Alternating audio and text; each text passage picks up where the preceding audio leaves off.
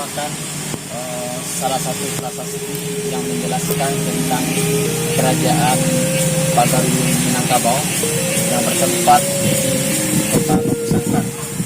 Namanya prasasti Radio, di mana prasasti ini menjelaskan bahwa Raja Adityawarman ketika diutus oleh kerajaan Majapahit untuk menaklukkan kerajaan Minangkabau, maka dia kemudian menuliskan tentang kedatangan dia untuk menjadikan wilayah Minangkabau sebagai salah satu wilayah yang berada di bawah kekuasaan kerajaan Majapahit yang bertempat di Jawa Timur. Dan ini ditulis dalam bahasa Sanskerta berupa huruf Pallawa ini.